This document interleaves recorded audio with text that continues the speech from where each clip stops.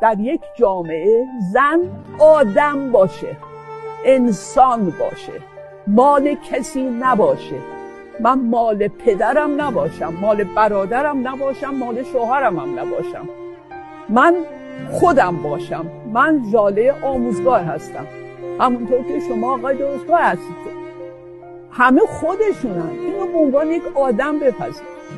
خیلی جامعه پیش خواهد رفت اگر زن انسان باشه مثل یک مرد.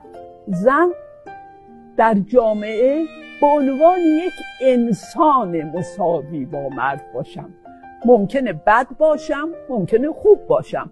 همه زنها خوب نیستن، همه مردان خوب نیستن. زن بد داریم، مرد بد داریم، ولی خب در یک تساوی بهش نگاه کنید. نه مرد نه زن. خرد.